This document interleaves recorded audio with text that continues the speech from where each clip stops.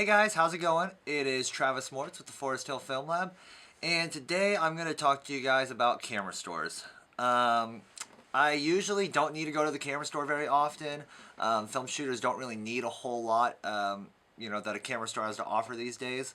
But every now and again, an opportunity comes up where I need to go buy something. So this weekend, I am shooting a wedding with my girlfriend Kelly. And this week on Wednesday, I remembered that she needed to order some film before this wedding comes up. So we ordered some Portra 400 from Freestyle, and I told her to have it shipped today because I thought it would be here in time. Turns out that when you do 2-day, it only ships on the weekdays, and so the expected delivery date was Monday. Our wedding is on Sunday, and I just couldn't risk not having what I needed for this wedding. So because of that, I was forced to buy film locally. Now, a lot of people don't have a local resource that they could go to buy film at. And for those of us that do, we are lucky for that. But, I've worked in a camera store before, so I kind of know the general price that these things should be. Digital cameras are about 10 to 15% markup. And bags and accessories are about 20 to 25%, which is pretty good. And film usually falls in that bags and accessories category. The markup is usually 20 to 25%, and that's pretty fair. But these days, the film photographer is more rare than the digital photographer. And because of that, there's not a whole lot of opportunity to make money on us film guys. Like I said, I don't need a whole lot from the camera store. Maybe a bag every year or two. But even then, I'm probably not buying it from them. So because of that, it's not like it used to be. The camera store used to be for the professional photographer. It used to be there as a resource for you to go take your film to get developed. You would buy your pro packs to get ready for a big job. You might buy a film camera or two or whatnot. But these days, camera stores have a little bit of a different vibe. Most camera stores in this day and age are kind of like the Best Buy electronics department in a strip mall. It's usually point and shoot cameras, a couple prosumer bodies, and maybe a pro body if you have a real dedicated shop. And so, they don't make a whole lot of margin on those cameras, so they do have to charge a little bit more for the accessories. Now, I've been to camera stores all over the world. I've been to camera stores in Denmark, Sweden, Germany, Prague.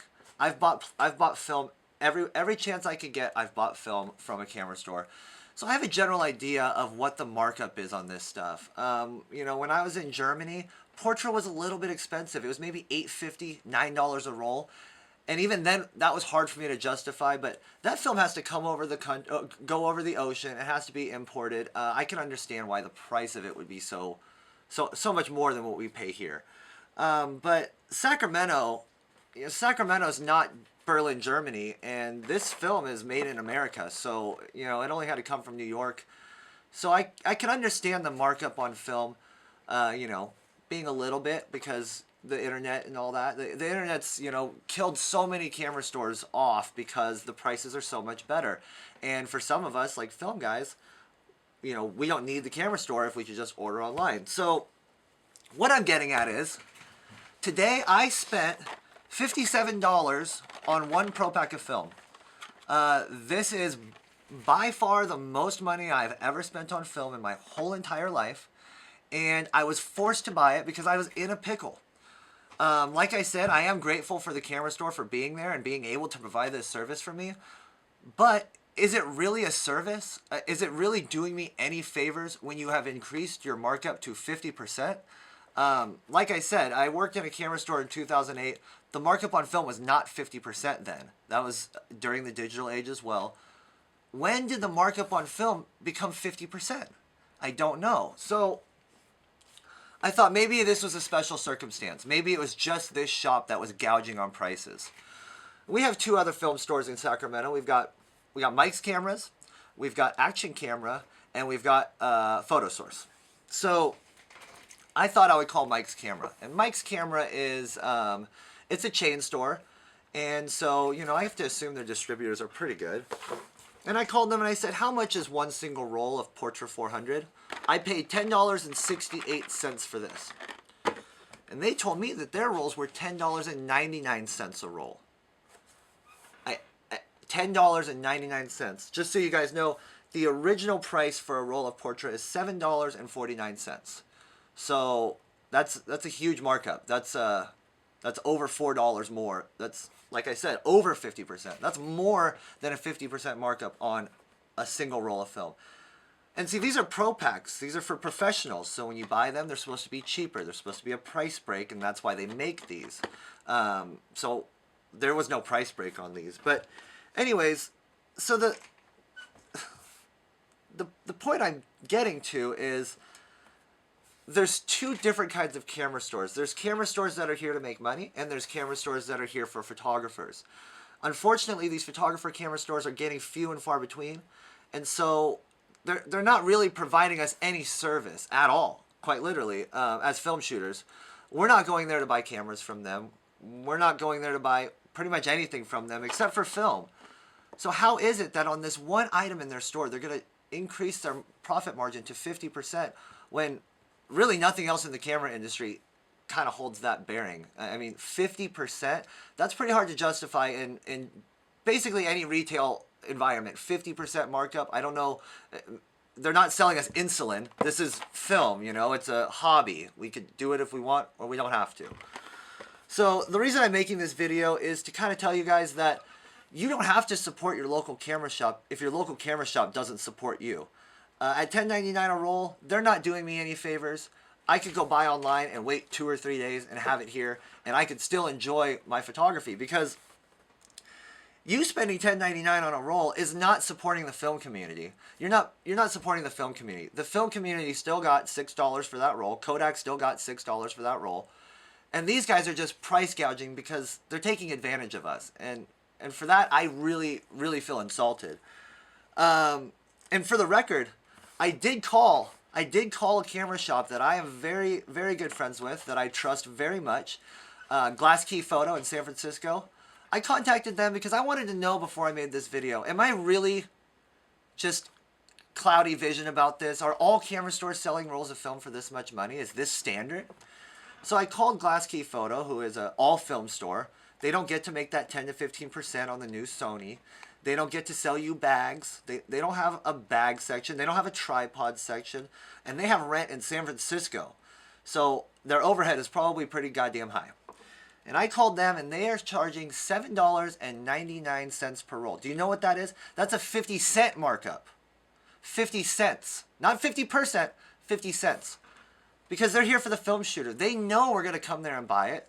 And they're making it easier for us. They're more concerned in selling quantity of film instead of making the more bang on their buck per roll. And so for that, I have huge respect for those guys. Those are the kinds of guys that I will drive to San Francisco and buy something just because I'm visiting them. Because they're here for the film community. They're supporting us as film shooters. And so, I mean, I called around. $10 a roll for Portra 120 was local. It's usually $6. That's, again, over a 50% markup per roll.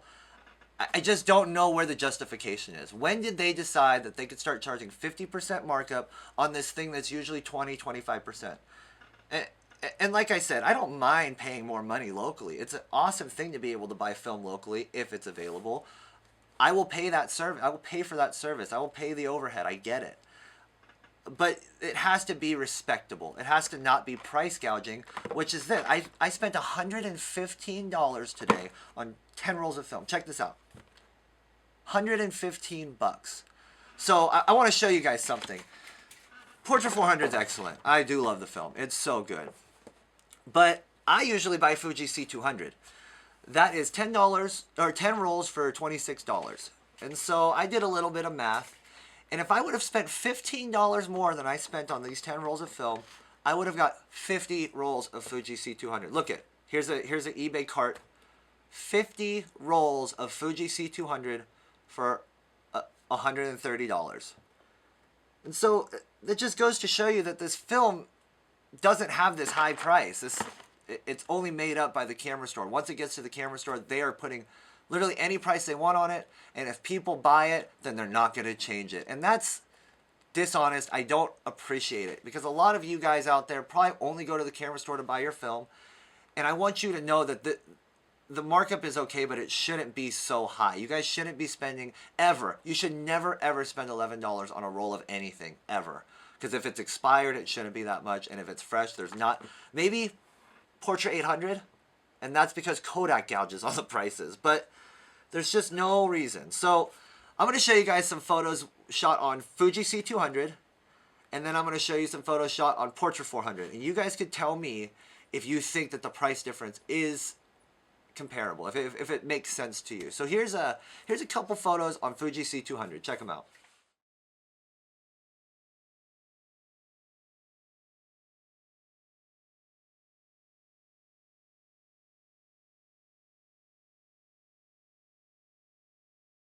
All right, those look pretty good. Like I said, Fuji C200 is one of my favorite films because it's cheap and it's good. Now, here's a couple photos on Portra 400. Like I said, I love Portra. That's why I bought it. But check this out.